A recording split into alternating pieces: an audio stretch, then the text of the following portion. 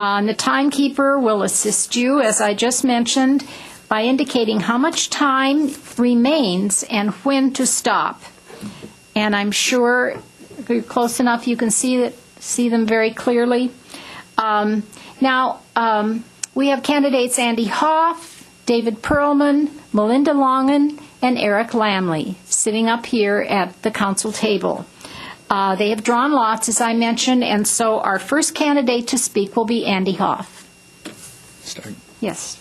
I want to thank the League for putting this program on this evening and informing our citizens about the candidates. My name is Andy Hoffe, and I'm running for re-election to the New Hope City Council. I've been a homeowner and resident of New Hope for 43 years. I'm married to Juanita, who's in the audience, and I have two sons, Dan and Jason, who both went to District 281 schools. I was a teacher in the Robbinsdale school system for 41 years. I taught government and economics, and I still substitute at those two schools. I have been a member of the New Hope City Council for 2 terms. I serve as a commissioner on the Northwest Community Television Board. I'm a member of the District 281 Superintendent's Advisory Council, and I am also a U.S. Army veteran. All these experiences have helped prepare me to serve on the City Council. As a government and economics teacher in District 281, I understand the process of government. After 8 years on the council, I understand the practice of government.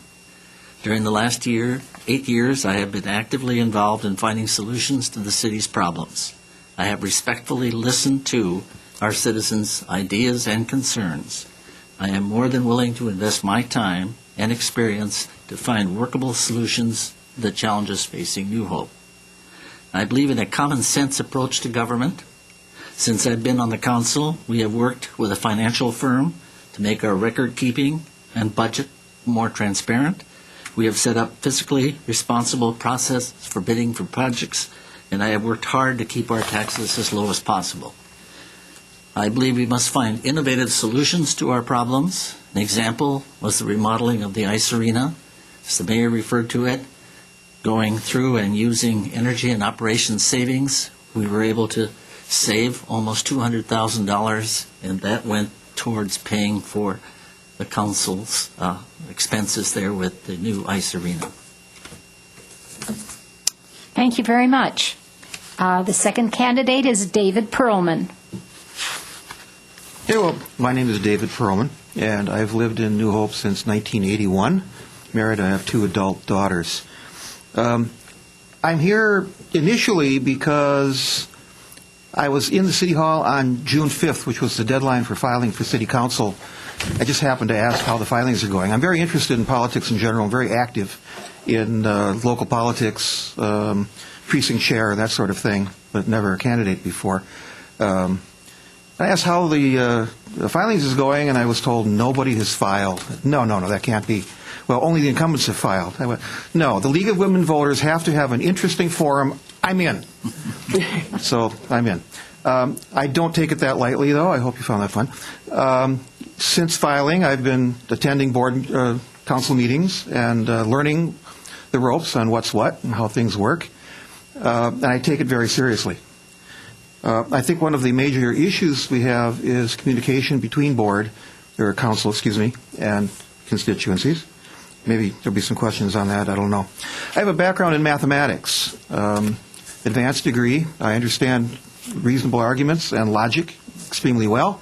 I'm always very open to discussion and argument. And when I say argument, I don't mean that negatively. There is a concept called constructive conflict, which really means that if the first idea that's presented is accepted, then you're not going to get the best possible idea. You need discussion and disagreement in order to arrive at the best possible solutions to problems. I don't know a lot about a lot, and I'm willing to admit it right here now, but I do know that we have an advisory commission, we have our planning commission, and I will be listening to them very much. I've talked to a few people about financing, and one of the things that's gone away completely is LGA, local government aid. I understand that our budget was 10%, about $1 million LGA in the day years ago, and I'm done. I'm sorry. Thank you very much, Mr. Perlman. Third candidate, Malinda Longen. Hi, good evening, everyone. First off, I would like to thank the Women League voters for inviting me and to give me the opportunity to express my views. My son is taking Japanese, so I'd like to say konnichiwa, which is good morning, and domo arigato, which is thank you very much. There's a quote that I want to read that emphasizes what I feel about this. A good leader is often a person who can capture a vision, communicate it to others, and empower the group to achieve it. And I think that's just something that I feel about. I'm a single parent. I have a 24-year-old son that's in college. Or pardon me, he graduated last year. Electrical engineering and Japanese. I'm a New Hope resident for 11 and a half years. I've lived in Minnesota most of my life. I have a varied background. I'm a nursing assistant, home health aide, an esthetician, and a manicurist. I'm kind of a jack of all trades. I volunteer in my church, and I care very much for people. And I figure if I take care of old people for 19 years, I think I could do anything. Sorry, mature people. The only thing that's old is cars and money. Anyway, okay. My feelings about New Hope is I'd like to make a difference in regards to the existence of New Hope. I'm very adamant about the school situation, especially cyberbullying, which is a meeting that I attended. I would work very strongly with the schools, and I think we need to strengthen our schools because they are the backbone of our future. I would like to make more businesses apparent or more prevalent businesses in New Hope and have this a place to, put it on the map and make people proud to live here and be excited about New Hope because it's a pretty cool place to live. Thank you very much. All right. Thank you. Our fourth candidate, Erik Lammle. Thank you, and I am proud to live in New Hope. First of all, thanks to the League for setting this up, thanks to the people that came to be informed, and thanks to the candidates for presenting this information. My name is Erik Lammle. I'm running for re-election to the City Council. I work as a police detective in the South Metro, and I began my law enforcement career patrolling the streets I grew up on here in New Hope. 4 years ago when I ran, I promised transparent, common sense budgets, aggressive redevelopment that respects the integrity of our residential neighborhoods. I promised revitalized ice arena and strong public safety. 4 years later, we have a common sense budget written in plain English. Increases have been low or zero and have been combined with spending cuts. Our budgets do not rely on LGA. Several new businesses have moved to New Hope. Others are expanding due to changes in over-restrictive ordinances. With the acquisition of the Kmart site, in our coordination with the development community, we've been more aggressive than ever in developing a viable city center. And this council has gone the extra mile to get citizen input on projects that affect our neighborhoods. Our ice arena is out of the red, renovated and projected to earn money for the city and attract new users and visitors. We have more police on the street. We saved over $100,000 during our police department transition. And this entire council has fought hard for our combined fire department.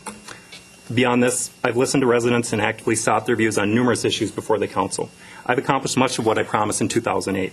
I'm proud to run on my record. There remains work to do, which is why I asked for another 4 years in working with this winning council team. Thank you very much. Now, it's time for audience questions. And you may continue to write and raise your hand for a League member to collect your questions during the course of the forum. Questions, again, may be directed to an individual or to all candidates, but each candidate has an opportunity to respond to any question. And again, we do reserve the right to consolidate questions because many times there are several questions, particularly on taxes, that come from the audience, and so we may consolidate questions so that we can cover as many issues as possible. And questions will be answered in rotating order. So the first one to answer will be David Perlman. And here is the question. What do you feel is the number one priority facing New Hope, and what are your plans related to it? Thank you. Good question. I think the number one priority, it's not exactly New Hope as a city, but the city council. We've had some rather upset people talking to the council about some of the one in particular proposed development project. And I think that we need to hold public hearings a lot sooner than we do. And the solution is to do exactly that. Okay? Yeah, I can say a little more than that. All right, you have a minute. State law, for example, I believe it is, says that residents within 350 feet of a development must be notified that that development is being considered. That's a minimum. That doesn't mean only 350 feet. And it's been suggested, and I'd like to take a little bit of credit for nudging the council in that direction, that maybe we should go out farther to 1,000 feet. And I absolutely agree with that. All right. And Malinda Longen, would you like me to repeat the question? Yes, please. Okay. What do you feel is the number one priority facing New Hope, and what are your plans related to it? I think one of the number one priorities is getting new businesses here, especially like the Kmart empty lot. I have some ideas. I have something on the back burner that I do not want to reveal because I'm in the process of doing that. There are some other empty businesses. We need like maybe a grocery store, maybe some other things to attract people here. I think our school system really needs to be strengthened. There's been too many cuts in certain things, and our youth are our future. I was at the meeting for the cyberbullying, and I didn't realize how rampant that is. My son was bullied, I remember, and that was very traumatic for him. Being a single parent, people don't realize the difficulty in regards to that, and I feel that being a single parent, I know how it is to raise a child by myself, and I really stress certain things with the schools. Parents need to get involved. Thank you. All right. Erik Lammle. Thank you. Aside from the issues that I mentioned in my opening statement, I think one of the most important things that we need to focus on is redevelopment. It's important that we invest in redeveloping our commercial areas, but we need to balance this with maintaining the integrity of our residential neighborhoods. We've taken some of the boldest steps towards redevelopment with the city center zoning plan, working together with stakeholders to develop a plan for our city center. Development, however, won't happen overnight. It shouldn't happen overnight. All the stakeholders, citizens, business owners, staff, commissions, council, working in partnership with developers should drive what happens. And when we don't get enough input, we'll do like we did the last time and deploy our secret weapon, Mayor Hempkin, to go door to door, which is what we did. We have tripled notifications ranges to 950 feet. We're doing exciting things all over our city, and we'll be doing more. And we'll make sure that everybody's voice gets heard in what we accomplish. All right. Thank you. And Andy Hoffe. Well, redevelopment's been going on ever since I've been on the city council, and we have bought the Bass Lake Road Apartments, and we're looking for a developer there. We're looking at the CVS building was being built down on Medicine Lake Shopping Center, and we also have recently purchased the Kmart property. New Hope has to find a way to involve its citizens in what we're going to be doing in the future. Redevelopment of the city center has to be done. The city council needs to try new approaches. We can help find innovative ways by doing this, by getting more and more people involved. Our city center needs to be designed in such a way as to take advantage of our current civic center park, outdoor theater. It needs to provide a safe and convenient pedestrian movement through the area. It's an important place for New Hope citizens to gather. We also need some transit stops there so we can get people in who don't have cars. And we have to enlarge the area for other purposes that the citizens will bring up to us. Thank you. All right. Thank you. This next question, the first person to answer will be Malinda Longen. And here is the question. Significant cuts in state aid to local government presents challenges to our budget. Do you have ideas on how to prioritize programs for New Hope?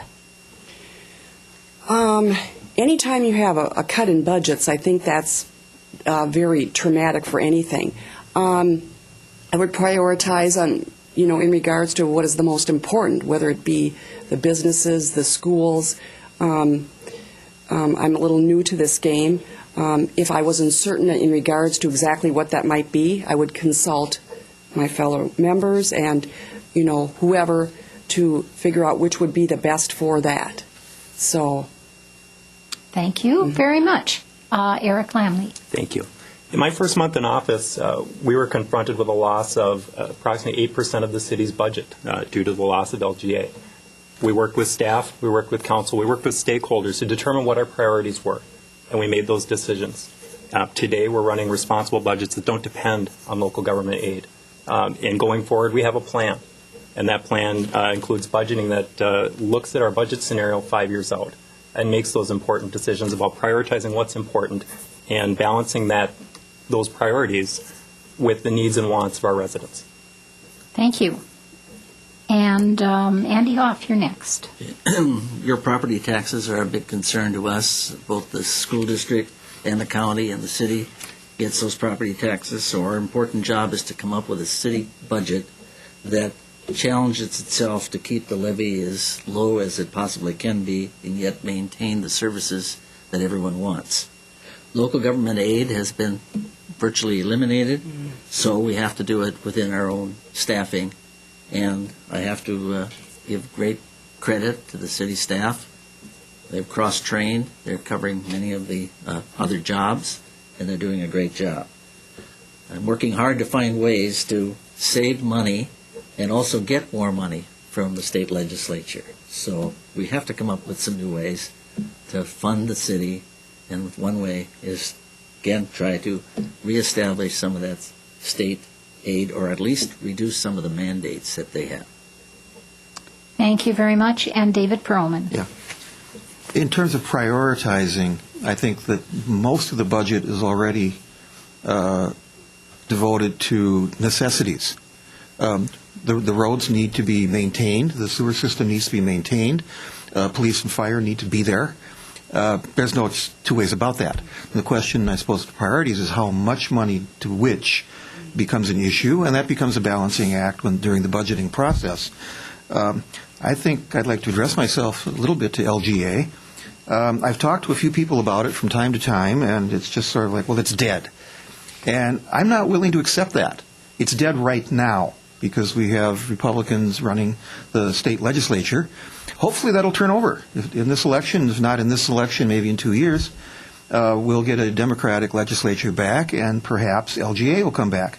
As a city council member, I intend to be lobbying anybody I can for the restoration of LGA. Thank you very much. And here is our next question, and Erik Lammle will be the first candidate to answer. What kind of input by residents will you support for the city center planning process, and how will you ensure that no special interest group will undermine the process? Please be specific. What kind of input would I accept from citizens? Any input. I want to hear everything. Again, if we don't hear enough, we'll deploy the mayor, and I'll deploy myself as well to go door to door. We need to hear from people. Again, this is something that can't happen overnight. As far as special interest, my only special interest is what the citizens of New Hope want.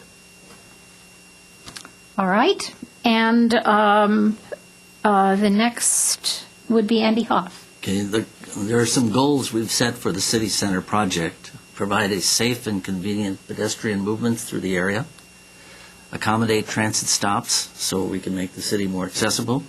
Take advantage of in-place amenities like the Civic Park and also the theater. Maintain and improve the commercial areas and get them into good shopping. Bring in new businesses that complement the existing retail. Update commercial structures so that the architectural look of the city is somewhat the same. Keep financially viable changes without having to put in massive high-density housing. Keep the city's financial burden at a level the city can afford and the citizens are willing to support. and develop a city center with retail that will give people a chance to shop in New Hope. Build a city center that will be looking good 30 years from now. That's our goal. Thank you. And David Perlman. So I agree with Eric pretty much about input anywhere we can get it. In particular, we have a planning commission, and I would really ask them for input, and I'd take them very, very seriously. They pretty much, I regard those people as experts in this area. There is a long-range plan, a vision, it's called, for the city center. So there are things happening, and anybody can take a look at that. In terms of special interests, I guess it becomes an awareness of whether or not any special interests, what special interests there are, and what their interests are, and to try to keep it sane, I guess, is the word. I would also be interested in seeing some market research being done somewhere along the line. For example, a grocery store. The problem with a grocery store is if a grocery store were built, would people come? And I don't know the answer to that. I've heard a lot of people talking about we need a grocery store. And yet business people are pretty smart people. I would think that and they've done market research, and I think that if a grocery store would do well, for example, in the city center, there would be people approaching the council to put one in. Oh, I'm sorry. I'm supposed to stop. Thank you. And Malinda Longen. Could I have the question again, please, Yes. Joanne? What kind of input by residents will you support for the city center planning process? And how will you ensure that no special interest group will undermine the process? Please be specific. Okay. As Eric said, I agree with what he mentioned in regards to the people. I think all the people's input is important. Even if a special interest group mentions something, that doesn't necessarily mean that we have to totally throw that away. To me, all opinions are very important. I think what I would try to do is also do different surveys, doing marketing research, just do different techniques, whatever it takes to get the people, to do, and be aware of, what we need to do. And people just sometimes, I think, are afraid, or maybe they just don't want to get involved. But if they realize what is at stake, and the thing of it is, this is our community, and, you want to make it nice. And, even if it seems like a dumb idea or whatever, no idea or sometimes no question is dumb. So, just take it for what it is and just get everybody's input. And thank you. Thank you very much. Okay, here's our next question, and we'll begin with Andy Hoffe. What do you think about the city purchase of the Winnetka Learning Center? Well, the Winnetka Learning Center is owned by School District 281. It has been there for a number of years, and I have been a strong advocate for purchasing that property. I think that it has been off the tax rolls. The city will have an opportunity to buy that property and then have some input in the development that takes place there. It's an excellent piece of property, and it's a property that is very important since it's right along a major highway, and I think it's necessary, or a major road, I should say, in New Hope, and it's an area that I think the city should absolutely purchase. All right, thank you. David Perlman. I have mixed feelings about it, partly because I don't know that much about it. I think in general, our acquiring land for development needs a little more forethought, advanced planning. We tend to acquire property without having any idea what we're going to do with it. And then hopefully we hope that something will come along good and we can do it. The advantage to doing that is it gives the city control over what goes in there. But I think there's a disadvantage too. We run the risk of owning property that is not producing any revenue at all. Tax revenue is what I'm talking about. So I would say we need more planning. There again, I would be relying on our planning commission for major advice on these kinds of things. Thank you. Malinda Longen. I think the Winnetka Learning Center would be a benefit to our community. If it has been established and going along as well as it has been, I think it can only empower and strengthen our youth, and anything that's a new educational facility can make it kind of a new learning experience, and I think it'd be great. I mean, there's different avenues that can be pursued, and it can be maybe a different pilot for our youth and our future in New Hope. Thank you. Thank you very much. And Erik Lammle. I have supported the acquisition of that site for a number of reasons. It's a large parcel of land. It's in a high-traffic area, and the control of what goes there is important. We need to plan development of that area in coordination with development of the city center so that what we put there does not take away from what we put at city center. Likewise, what we put at city center shouldn't take away from this. And I think that's why it's important to look at that parcel. There have been a couple different proposals and avenues that we can go with that property that would expand our tax base and reduce the tax burden for all of our residents, plus make New Hope a better community. Thank you very much. And now we will begin with another question, and the first one to answer this question will be David Perlman. In light of the increased focus on pedestrian safety, would you support increasing the number of marked crosswalks on city streets? Marked crosswalks on city streets. Yes. Is that your answer, Mr. Perlman? Actually, it is. We don't need. I don't know. We don't need a minute. Is that right? No, I don't know how to elaborate on that, to be honest. I think that the idea of pedestrians having right-of-way and crosswalks is fundamental. And I don't think that having more crosswalks is going to hurt anybody, and it's just really a good thing. All right. Thank you very much. And Malinda Longen. I think that would be a very good idea. I would also want to research the cost, not that I don't know how expensive that would be, but I think it would be very important, especially for certain areas that are more prone to a family area, a residential area, kind of sort of. I think it would be very good. Thank you. All right. Thank you. And Erik Lammle. I do support that, and this council has already taken several steps to ensure pedestrian safety, including the adoption of complete streets, which means that when we design roads, or we design how they're striped, all the users of that road are taken into consideration: cars, pedestrians, bicycles. We've also pursued grant money to pursue the Safe Routes to School program, which has increased crosswalks, marked crosswalks, plus added speed signs and speed zones near where children get to school. Thank you. And Andy Hoffe. I also support that. I think that it's necessary. We have people with mobility problems that have trouble crossing, and I think the way they've been laid out is well done. But if people have suggestions on where we should put in more, they should bring it to the council and to the city staff of where we should need more crossings. Thank you very much. Oh, your question was far too easy. Got to get some harder ones here now. This might suffice.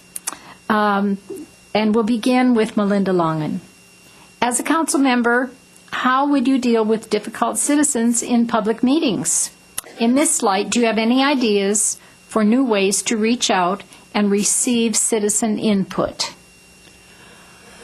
In regards to a difficult person or citizen, the best way to do is, I call it a compliment sandwich. Try to appease them, but yet and still calm them down and kind of diffuse the situation. I don't know. I just would try to be as nice as possible and just let them know that we care about them and that we will try to find some type of civil solution for whatever is bothering them, and we could come to a peaceful and civil means of solving things. Thank you. Thank you very much. And Erik Lammle. Dealing with difficult people is not something that's new to me. I've been in law enforcement for almost 20 years, starting with as a dispatcher in the Minneapolis Police Department. I currently work in a police department that's in the top 5 among Part 1 crimes against persons. And I've arrested killers, I've arrested robbers, you name it, as a police officer. But as a small police officer, as a skinny police officer, you learn to use other skills. And those are skills that I've employed as a council member and as a police officer to be effective in my job. I would apply those same skills to dealing with residents as I have already. And with regards to increasing citizen engagement, again, I'll do anything. We'll go to parks, offer food, go door to door, because I think that input is so important. Thank you very much. And Andy Hoffe. I think it's important if people have concerns that they have the opportunity to express their concerns, but they should do it in a manner that doesn't disrupt everything that's going on. If they have concerns, then we should try to address those concerns and find out what they are. I think it takes something to make people angry enough to come and do that, that we should search out what the answers or what the reason is.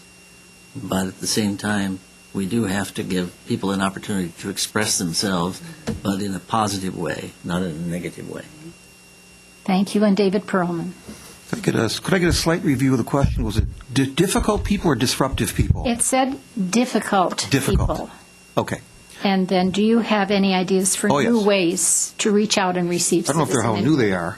There have been any number of management classes, some of which I've taken, called Dealing with Difficult People. And the first thing most of these classes will tell you is let them vent and don't say anything. Because if you let them vent long enough, they will get tired and stop. And then maybe they'll be willing to listen to you or too tired to not listen to you after that. That's a little overboard for here.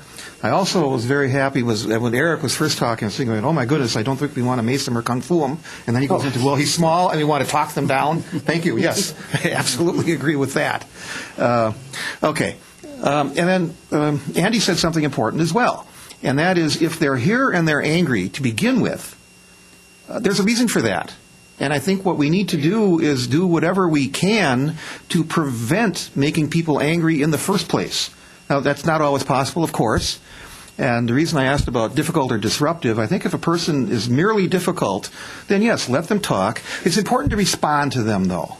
I have so much more to say, and I don't have time. I'm sorry. All right. Thank you very much.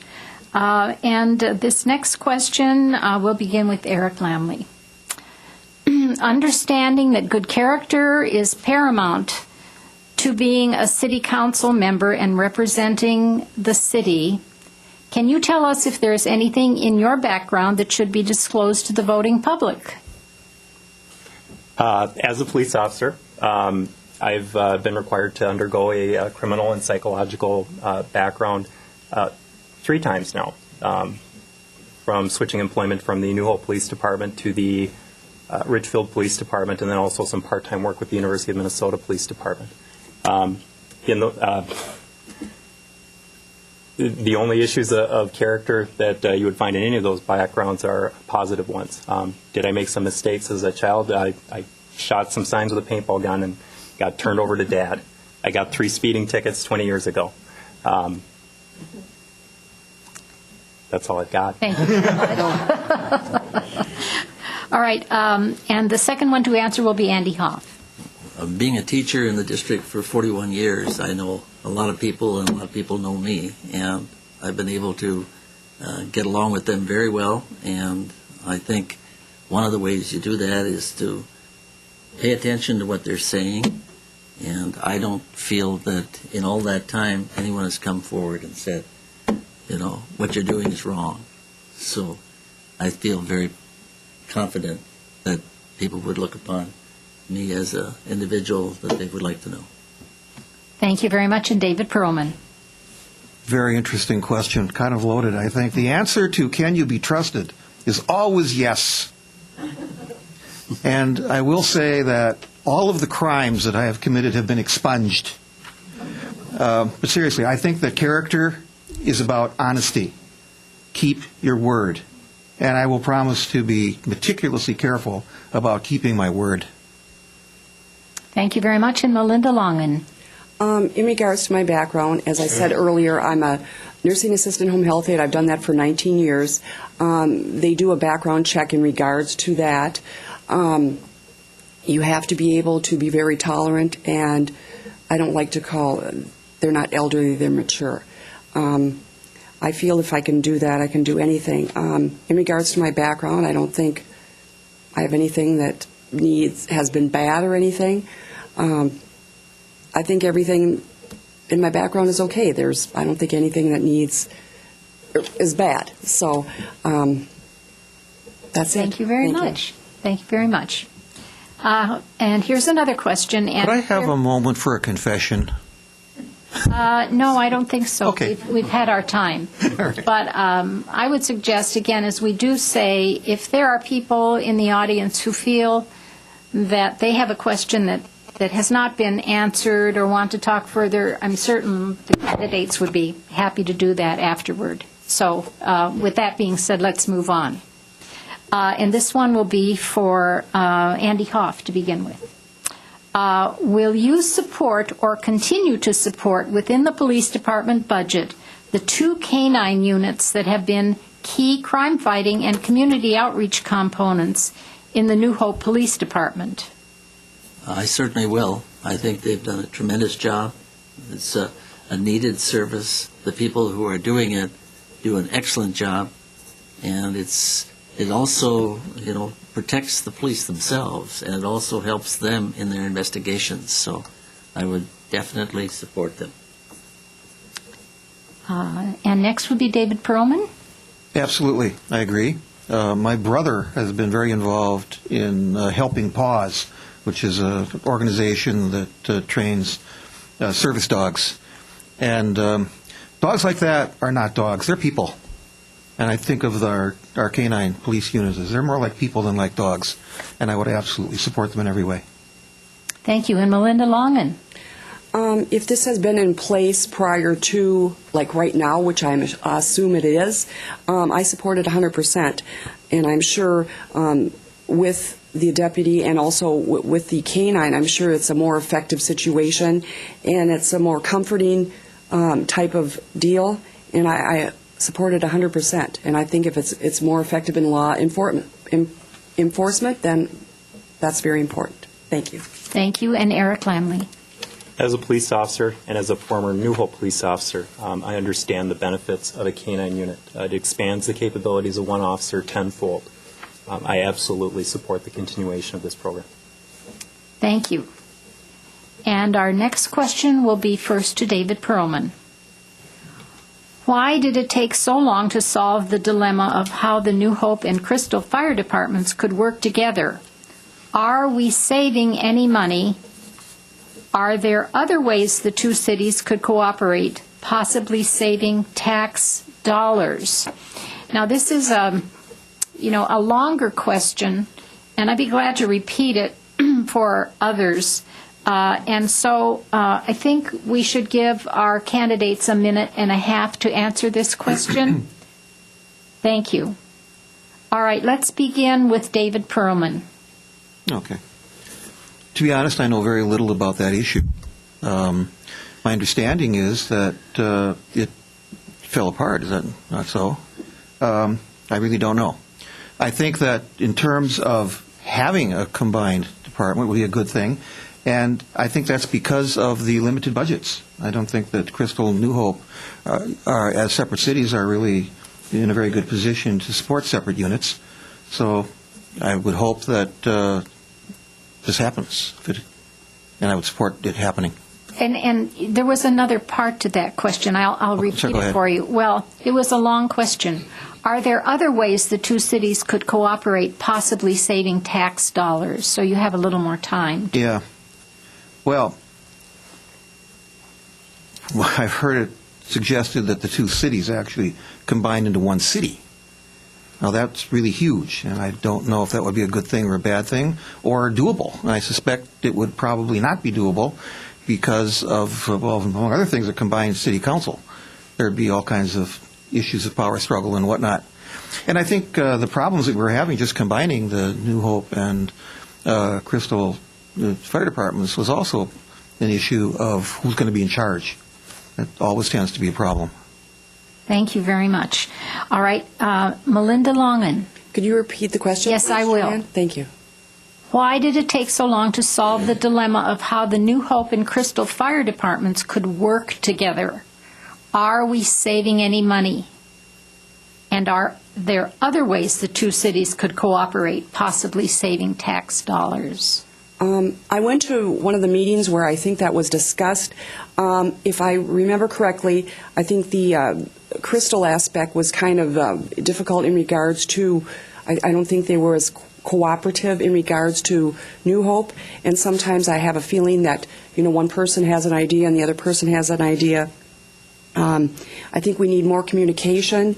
I think sometimes I think it's a matter of sometimes a person has, maybe a better idea, and sometimes there's a conflict of interest being New Hope or Crystal. I'm not exactly certain in regards how it would help our tax dollars, or, I would have to research that further. I would do a research or discuss that more with the different council members, but hopefully, to me, if people work together, they can find a common ground, and it's for the importance of both communities. So I think they should just work together and try to make everything work. Thank you very much. And Erik Lammle. Thank you. As to the length of time it took us, we can throw blame back and forth, but I think it's more important that we discuss how we move forward together rather than how we disagreed in the past. Does the fire district save us money? Yes, it does. If we were to split them, that cost would be immense to the city. The entire New Hope Council fought hard for our combined fire department. We resolved to stay together, but the manner in which we go forward is important. We will be dealing with new faces on the Crystal side of the table going forward, based on what's going on with their elections. It's important to remember that we partner with Crystal on many other things. We're also looking at expanding the fire district potentially to serve other cities, which would further reduce our cost.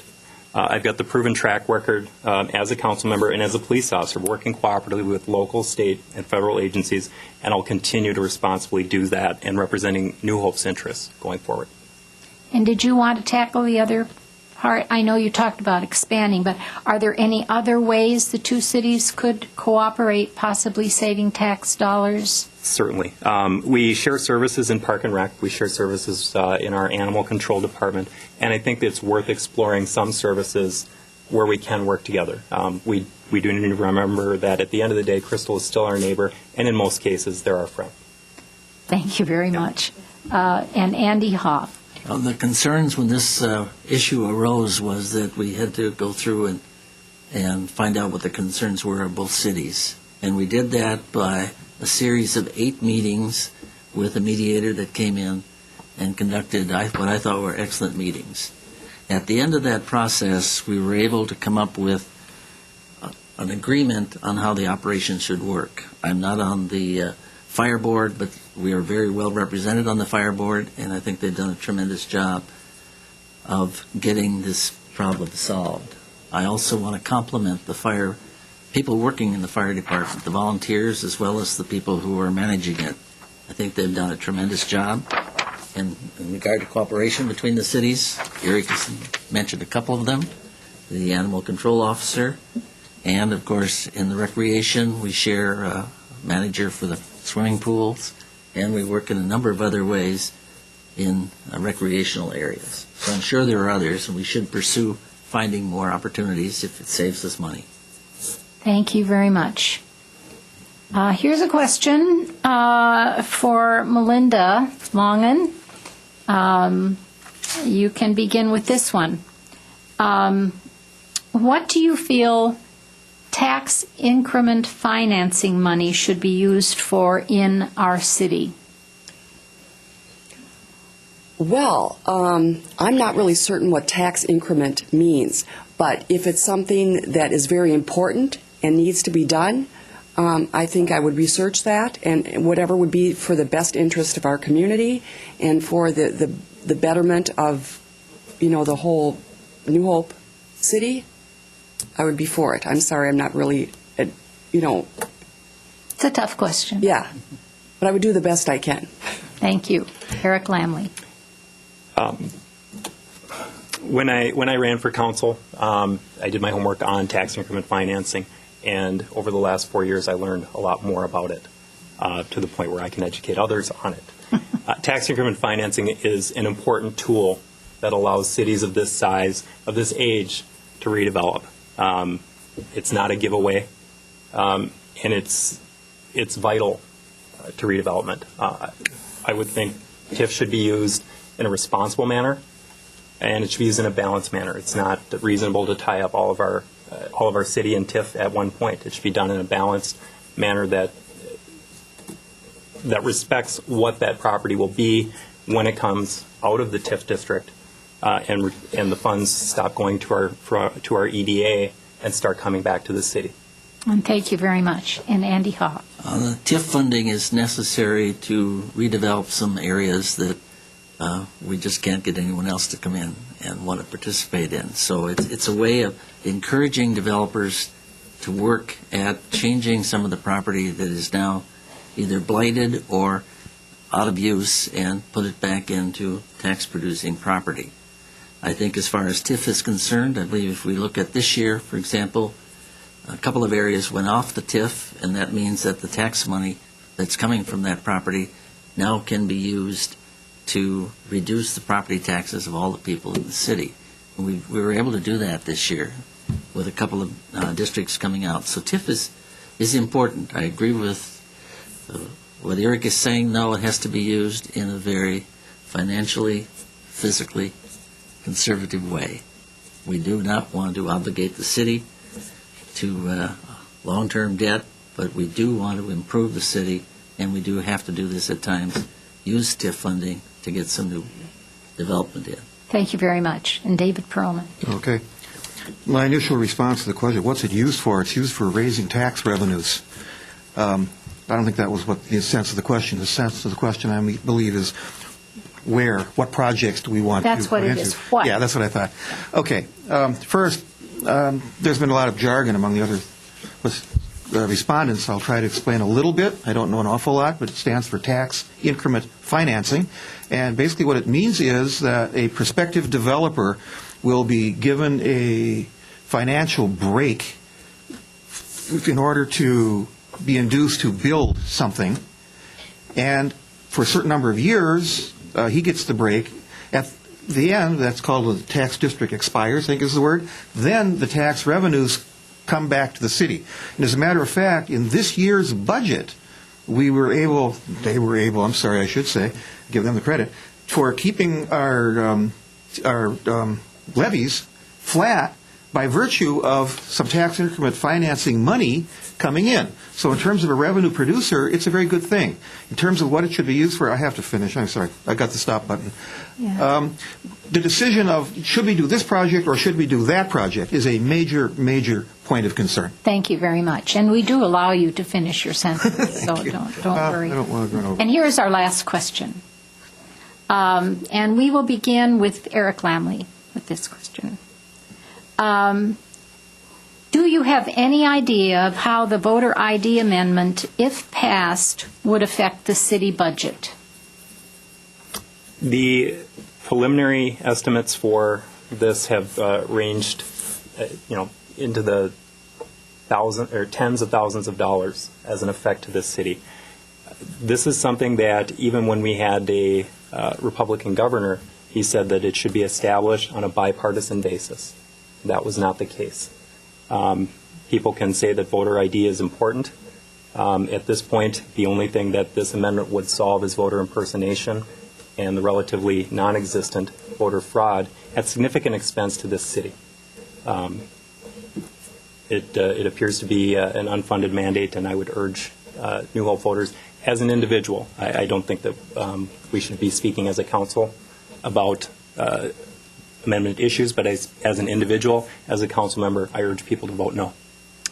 Thank you very much. Andy Hoffe? I also feel that it's an unnecessary amendment because of the fact that not only will it add cost to the city and to make it more difficult for the election judges, but it also may keep some people from voting. And I think if you take a look at what we've done with the governor's race and with the senator's race on the U.S. level and on the state level here, we've found that there's very little voter fraud. So I think it's something that maybe it's not needed. I feel it's not needed at this time. Thank you very much. And David Perlman. Okay. Voter ID is one of my hot buttons. I think it is downright inimical, dangerous. I don't have enough bad things to say about the voter ID amendment, and I encourage everybody to vote no. I even have a button that I wear all the time. They made me take it off in the council chambers. But speaking as an individual, since I'm not in the council right now, I am adamantly opposed to the voter ID for the reasons that have been stated. Also, I did ask an election judge during the primaries what it would cost, and she didn't know. I asked Valerie, actually. You know, the jury's still out on that because no one really knows what it's going to cost, because if the amendment gets passed, then all that happens is the legislature is then mandated with establishing laws to implement it. And until we know what those look like, we don't really have a good handle on what it's going to cost. Thank you very much. And Malinda Longen. I don't like the voter ID business either. I think, I don't want to get to the exact political aspect of what I think it is, but I think a certain party has that in mind to put a dent in creating some type of havoc and not being able to let certain people of certain ethnic and whatnot be able to vote. I think it's a bunch of monkey business. It stinks, and I think they should just, I say no. I think it's just more than it's worth. Thank you very much. Thank you very much. We have more questions, but not much more time. So I do encourage those in the audience to ask these candidates individually after our forum is over. And now we've reached the final segment of our forum, where each candidate has 1 minute to give a closing statement. And we'll begin in reverse order from the opening statements, and that means we begin with Erik Lammle. Thank you. 4 years ago, I made a lot of promises. 4 years later, I've kept most of them, and I've made progress towards the rest. There's talk of bringing new ideas to this council. As important as it is for a council member to bring their ideas to the table, it is more important to bring the ideas of our residents to the table. This council seeks out, embraces, and acts on new ideas. Our track record of implementing and changing things at City Hall is a testament to this. I hear talk of new ideas. The problem is that some of these new ideas are the old ideas that this council has already sought out, embraced, and acted on. Someone's not doing their homework. When I ran for this office, I attended council meetings and work sessions so that I would be knowledgeable on issues, not so I could use them to campaign. I studied past meetings, met with city staff and other council members to learn, and now that I'm elected, it's my job to attend these meetings and to know who's there and who isn't. I've got a strong record to run on. I've showed up, I've listened, and I've worked with this team since 2008 to do what I said I'd do. There's more work to do, and I ask you to keep this team together on November 6th so we can get the job done. Thank you very much. And Malinda Longen. First off, as you've noticed, I am a woman, and I think I can bring something different to the table because behind every good man is a good woman. Anyway, I'm a team player. I'll go the extra mile, and I'm a hard worker, and I think outside the box. Sometimes, a little experience or a lot of experience can make a difference, but I have a love for New Hope City, and I care about the people. Like I said, I'm a nursing assistant and home health aide, and I've taken care of the elderly, and I have a good, strong feeling of quality, worth, and if you give me a chance, I'll work really hard. I'll do extra, and, I just really want to make some changes in New Hope City. I hope that you vote for me, and like I said, behind every good man is a good woman, and, I really care about what happens in this community. Thank you very much. Thank you very much. And David Perlman. Okay. Well, I do a little screenwriting, and screenwriting will tell you that it's always good to raise a question and not answer it. The answer to the question of what was that confession all about?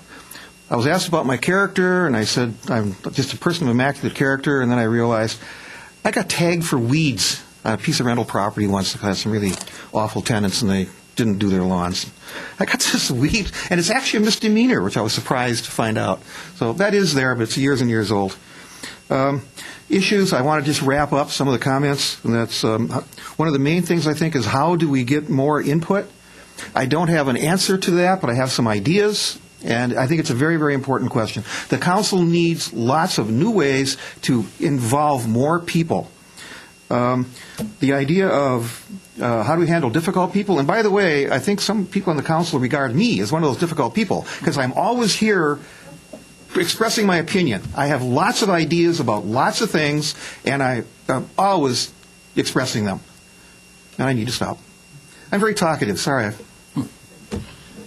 All right, and Andy Hoffe, please. I have lived in New Hope for 43 years, and I care deeply about the city. I'm retired, so I have the time, and I'm willing to put in the hard work of doing that. I attend almost all of the Planning Commission meetings and the Citizens Advisory Commission meetings, and some of the Human Rights Commission meetings. New Hope has an excellent location, attractive neighborhoods, outstanding parks, and a good recreational program. We have a growing business community, a strong school district, and a major emphasis on safety. Serving on the City Council during these challenging economic times has required me to use all of my past experiences. Finding solutions to the issues New Hope has faced over this last economic period, especially the last 3 or 4 years, also requires that we get input from you, the citizen of New Hope. Share with us the information that you have and the concerns that you have. I've enjoyed being your advocate on the City Council, and I'm committing to work with you again for another 4 years, and I hope you will vote for me on November 6th. Thank you. Well, thank you very much, candidates. We'd like to thank you all. We'd like to thank the mayor for her statements tonight, and thank the audience for their part in the forum, for sending up such very probing questions for the candidates.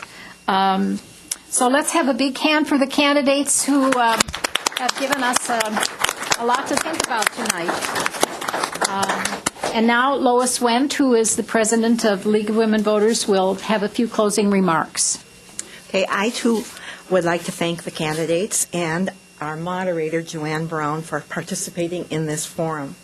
The election will be held on Tuesday, November 6th from 7 a.m. to 8 p.m. If you are not a registered voter, you may register at the polls if you have been a resident of the state for at least 20 days before the election, have a valid Minnesota driver's license, learner's permit, or Minnesota identification card, or receipt of any of these, showing the correct address in the precinct. You may also register accompanied by a registered voter in the precinct who will take an oath along with the election judge that you qualify to vote in the precinct. If a member of this audience or our cable TV audience feels an issue has not been adequately addressed, the League of Women Voters urges you to contact the candidates directly. Campaign literature provided by the candidates is on the table just outside the hallway in this room. The League of Women Voters encourages informed and active participation in government, works to increase understanding of major public policy issues, and influences public policy through education and advocacy.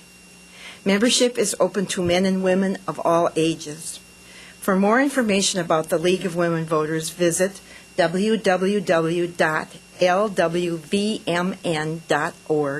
and follow the prompts to our local league, the Crystal New Hope East Plymouth League.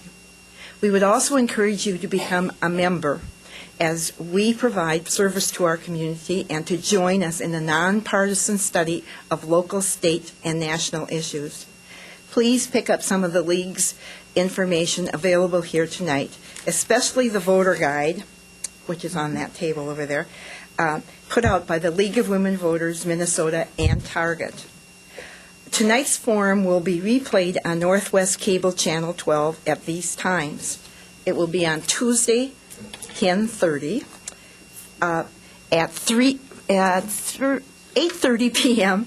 and 11 o'clock p.m. And it's streaming right now at www.12 spelled out TWELVE.TV.